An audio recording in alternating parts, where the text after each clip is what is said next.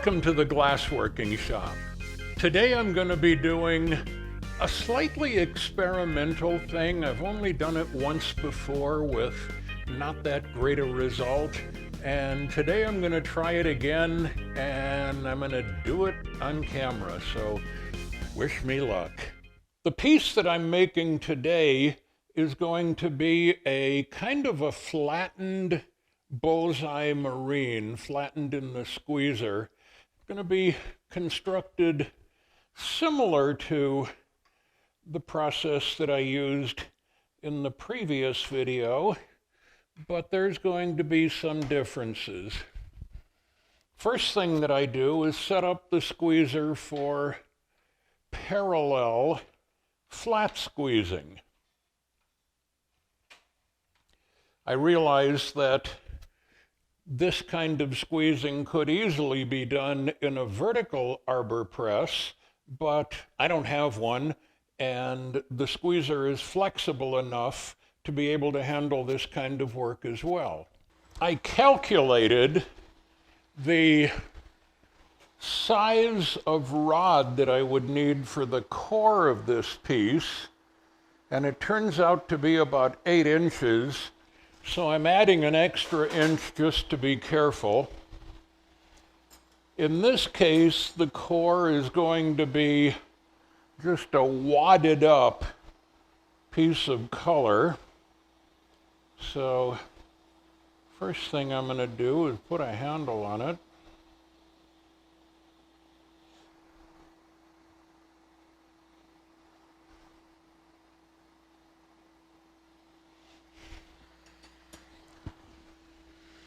Now, put the punty in the NQALHA, lock off the twist axis because I don't need twist axis for this. And gonna get the end prepared. This is going to be a 3-layer, gonna start out as a 3-layer bullseye. And then I'm going to attempt to squeeze it into a flat shape.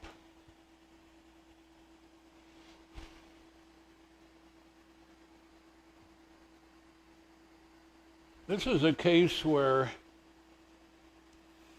I'm synchronizing the spin of my right hand to the NQALHA and getting a little out of control there.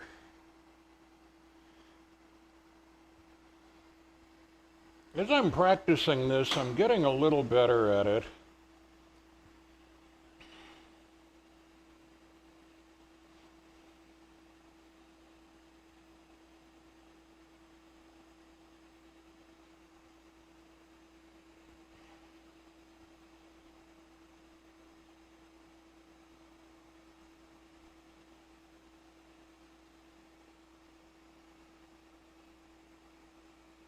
Unlike keeping a bubble under control, I don't really need to have super perfect right-hand synchronization, but like everything I do, even when it doesn't need to be perfect, I continue to practice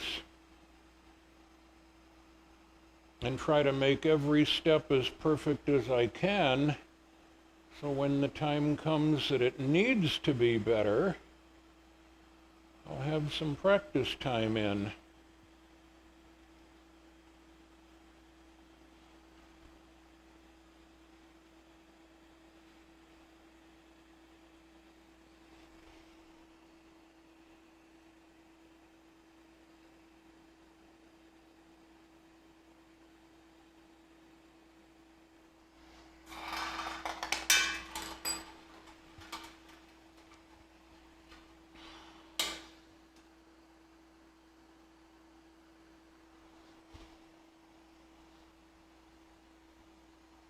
I'm starting with a fairly short piece here, My eventual goal is to make a 3-inch piece, and hopefully after it all gets squeezed together, I'll end up at my target size. But I'm starting out here with a little short piece. So now, I'm going to switch the NQALHA to position mode and get the hand torch ready. As I described in the previous video, I like striping with the hand torch on the NQALHA. Feels very natural to me, feels very much like welding. Preheating the end of the rod.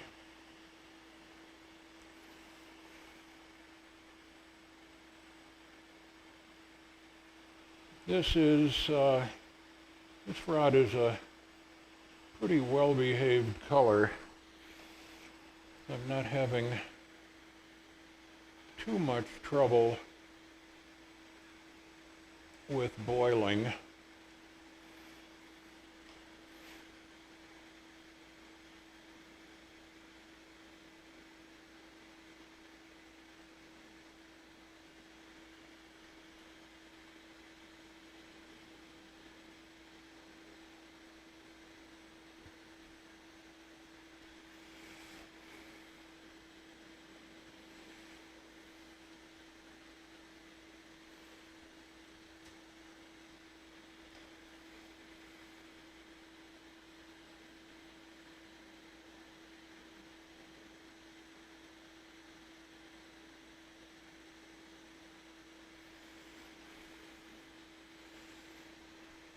I tried this method once before, this method of attempting to squeeze a flat pattern, and had some success. Turns out to be a little trickier than I expected it to be. There seems to be a minimum thickness that it's really hard to get the glass any thinner than the minimum. So in today's work, I'm just going to go with what I can easily do, live with the minimum. So immediately after striping, I go back to the back end of the pattern. Don't want to let that back end get cold. Knock off some of the nubbins, because all those little nubbins on the back end all are acute angles, and if the glass is going to crack right there at the back end.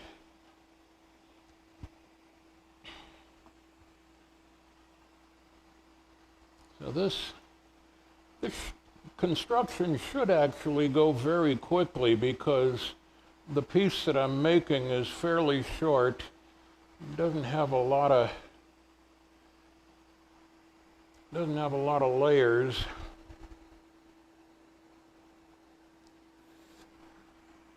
Use the L-marver.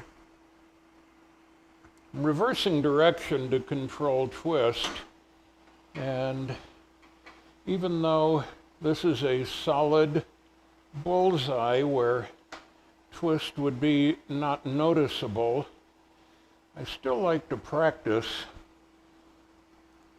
to develop my skill for the time when I'm actually making a pattern that requires control of twist.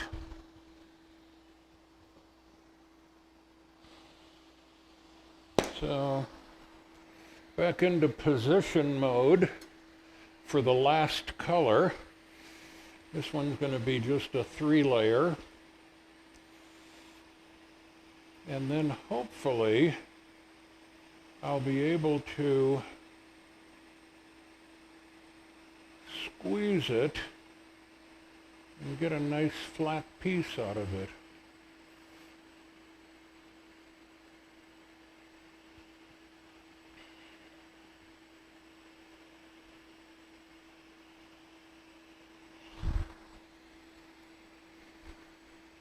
One of my teachers has always stressed, don't just go to the torch and improvise, always start with a plan. And when I started glasswork, I went to the torch and improvised.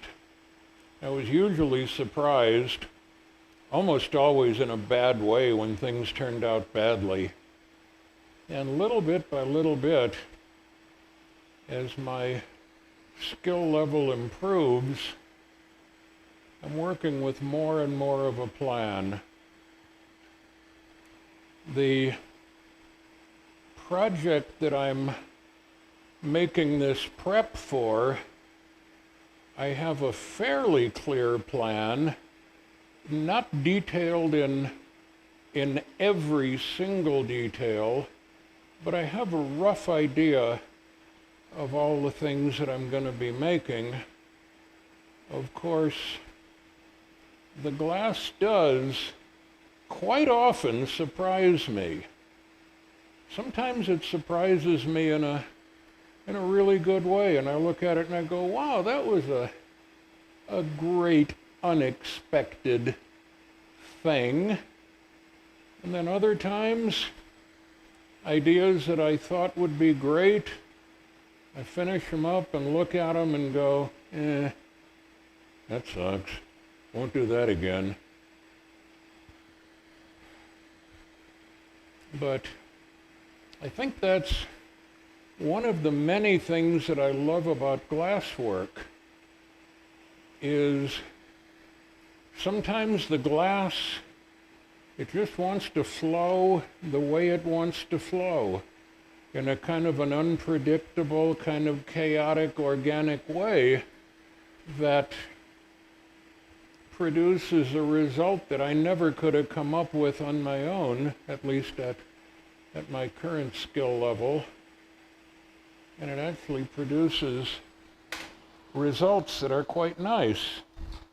So that finishes the striping.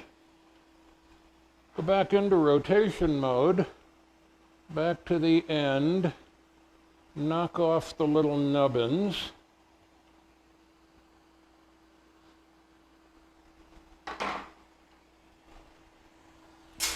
Gotta keep that bench clean. As I said in the previous video, I'm working really, really hard on my new discipline of not letting my workbench turn into a horizontal trash can.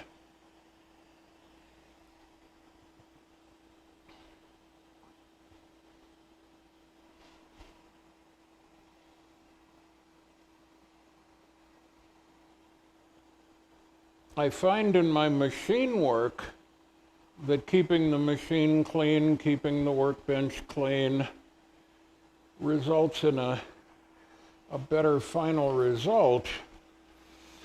But when I started glasswork, I kind of fell into the trap of just letting everything pile up and ending up with a real mess on my bench. I wonder what it is about glassworking benches that tend to become a real mess.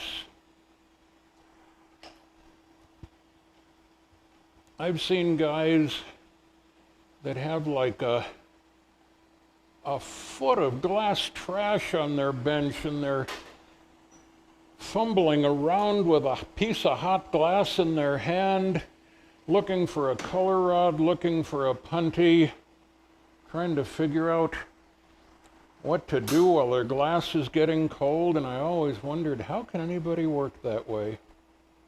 So I'm switching to hand work now as I prepare this piece for squeezing. I'm going to be getting it pretty hot and floppy, and at least at my present skill level, I can control hot floppy stuff a lot better by hand than I can with the NQALHA. So here goes. Flat squeeze. Now, you notice that it came out, I really didn't want it that way, but I knew it was going to end up that way, so I'm somewhat prepared for it. I eventually want this thing to turn into a rectangle, but the squeezer squeezes the way the squeezer squeezes. And so now I'm using a little bit of gravity to draw it out a little bit. See if this trick works. Saw some soft glass guys using the swinging the piece method. Let's see if I can make it work.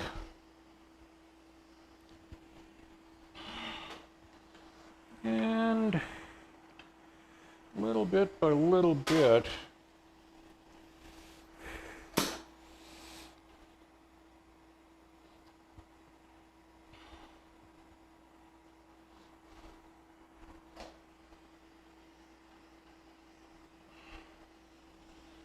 back over to the squeezer.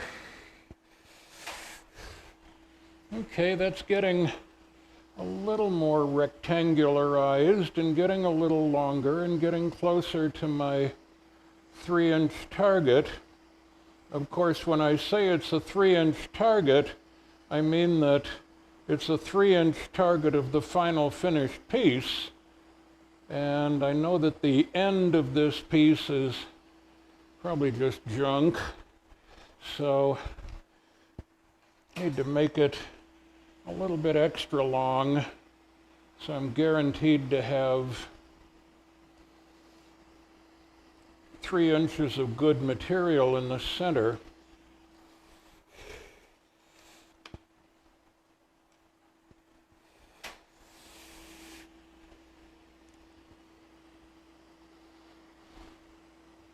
This is going to be a pretty short video. I'm almost finished with this guy.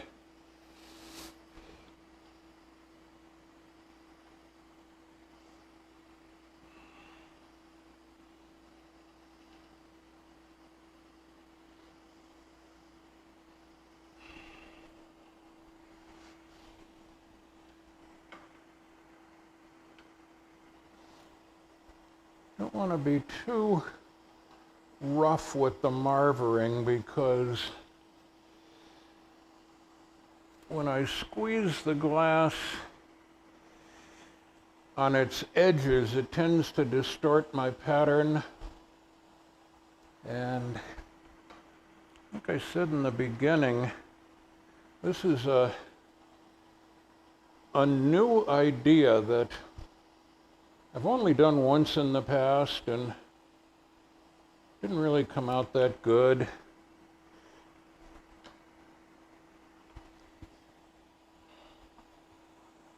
course, if any of you glass workers out there in YouTube land have mastered this and know the trick, let me know. Please educate me. That's what this whole thing is about sharing knowledge. And I've been kind of having an internal debate on when does my skill level get good enough that I can actually make videos. Do I have to wait until I achieve master status, whatever that is? Or do I just start showing what I know now? And, well, obviously you can see what I've decided, and that is, I'm just going to show what I know now.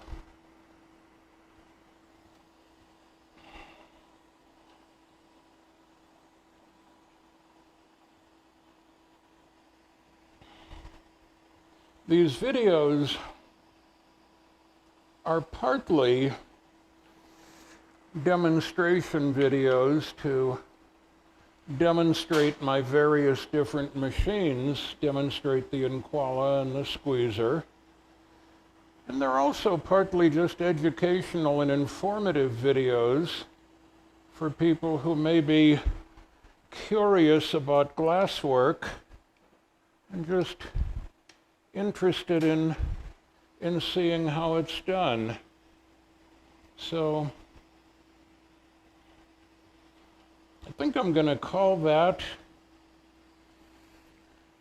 give it one more little adjustment here.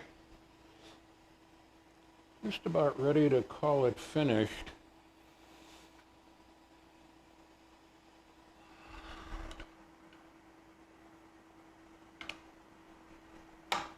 Okay, so now we have a more or less rectangular piece. This is going to be attached to one side of a triangular form that I'm going to be making, and then the triangular form, after it's all assembled and squeezed together, the triangular form will be cut into pieces and assembled into a hexagon.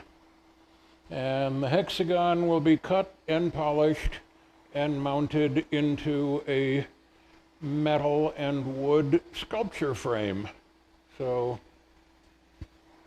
I think that's the end for this guy. Put it into the kiln, and thank you for watching.